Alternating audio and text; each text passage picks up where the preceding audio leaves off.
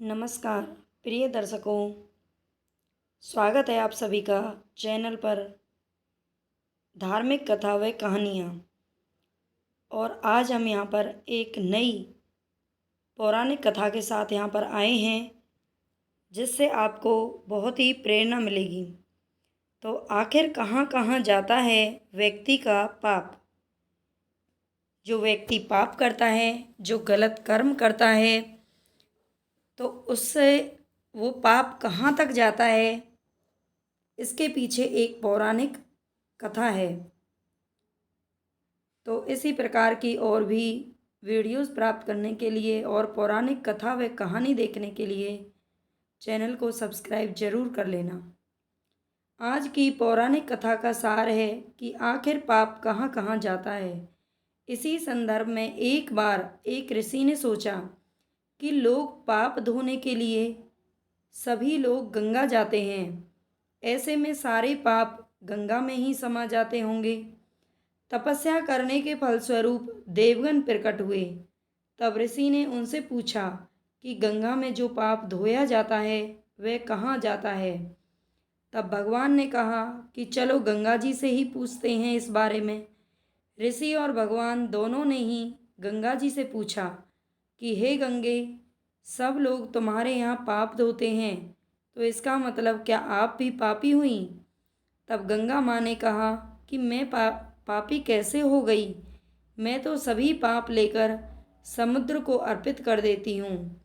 इसके बाद ऋषि और भगवान समुद्र के पास गए और उनसे पूछा कि हे सागर, गंगा सभी पाप आपको अर्पित कर देती है, तो क्या आप पापी हो गए। तब समुद्र ने कहा कि वो कैसे पापी हुआ। वो सभी पाप को भाप बनाकर बादल बना देता है। अब ऋषि और भगवान दोनों ही बादल के पास गए।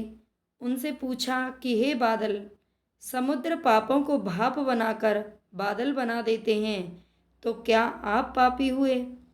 बादलों ने कहा, मैं कैसे पापी हुआ। मैं तो सभी पाप को वापस पानी बना देता हूँ और धरती पर गिरा देता हूँ। इससे ही तो अन्न उपजता है, इसे ही मानव खाता है। उस अन्न में जो अन्न जिस मानसिक स्थिति से उगाया जाता है और जिस वृत्ति से खाया जाता है और जिस मानसिक अवस्था में खाया जाता है, उसी के आधार पर मानव की मानसिकता बनती है। यही कारण है कि कहा जाता है कि जैसा खाए अन्न वैसा बने मन। जिस वृत्ति से अन्न प्राप्त किया जाता है और जिस मानसिक अवस्था में खाया जाता है, वैसा ही विचार मानव का बन जाता है। ऐसे में हमेशा भोजन शांत रहकर ही ग्रहण करना चाहिए। अन्न जिस धन से खरीदा जाए वह धन भी श्रम का ही होना चाहिए।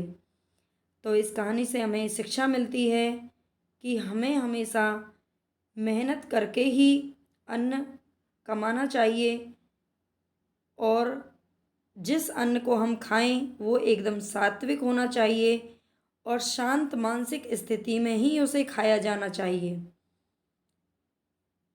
तो ये आपको समझ में आई होगी कथा।